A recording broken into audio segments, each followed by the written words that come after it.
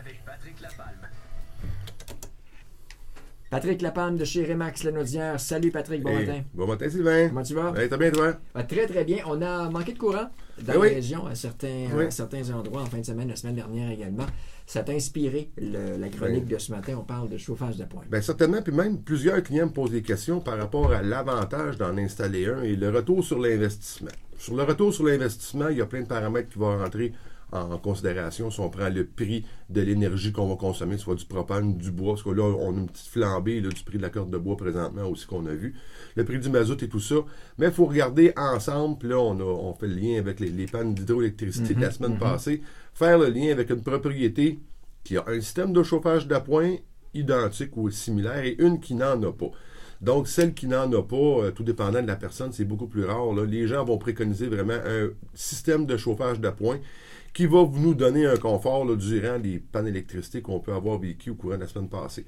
Ce qui est important de savoir à travers ça, avant de procéder à l'installation d'un système de chauffage d'appoint, ou si vous en avez déjà un existant, on donne comme exemple, la Ville de Montréal a interdit là, la majorité des poêles à bois conventionnels qu'il y avait, là, qui étaient présents. Il faut vraiment faire une mise à niveau avec les nouveaux poêles, les nouveaux appareils à combustible solides qui vont avoir moins d'émissions là, de CO2 et de gaz à effet de serre et de poussière aussi dans l'atmosphère. S'adapter donc à la nouvelle réglementation. C'est pas un droit acquis. C'est pas un droit acquis, vraiment pas. Bon, on parle de l'environnement qui est là. Et vous avez, il y a plein de boutiques spécialisées qui vont vraiment répondre à vos besoins.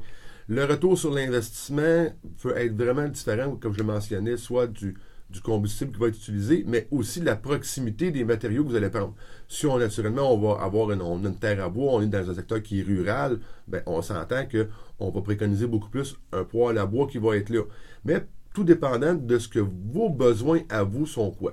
Est-ce que vous rentrez du bois, c'est une corvée, des choses comme ça. Votre combustible peut venir en poche de granules, un exemple, peut venir en propane directement.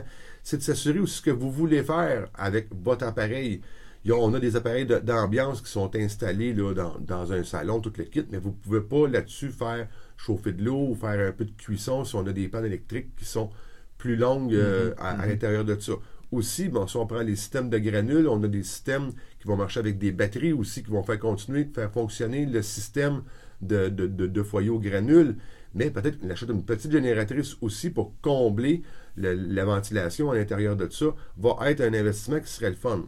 Et aussi, si vous avez ces équipements-là déjà montés, l'exemple le plus commun, c'est le poêle aux granules qui va demander une alimentation en électricité pour sa vis sans fin pour alimenter toujours les granules le poêle. Puis une petite génératrice pour la ventilation. Bien ça, mettez-les dans vos inclusions.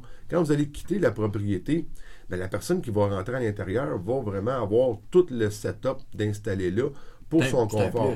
C'est un plus. Et là, le retour sur l'investissement, encore là, on est toujours environ dans le 50% à 70% du retour sur l'investissement selon aussi la qualité des équipements, le nombre de BTU qui va être là. Vraiment, votre boutique spécialisée va être en mesure vraiment de vous aider dans cette partie-là de choisir selon vos besoins. Et est-ce que vous désirez une ambiance? Parce que les foyers d'ambiance aussi peuvent quand même vous donner une petite chaleur en cas de panne.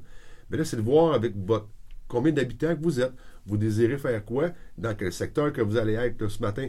On est quand même confortable, mais avec les refroidissements et tout ça qui s'en viennent, on s'entend qu'une maison, il va vraiment avoir une différence d'un appareil à l'autre par rapport à la superficie qu'il va avoir à chauffer.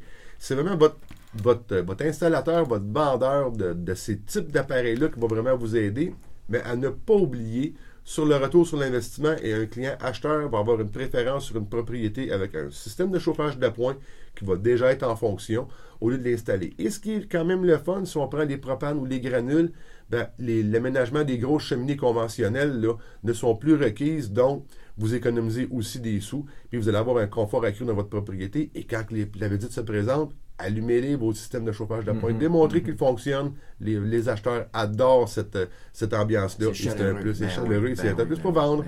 Patrick, rapidement, on a un article dans la presse ce matin sur l'immobilier à Montréal. On dit qu'on est en train de basculer dans le camp des vendeurs.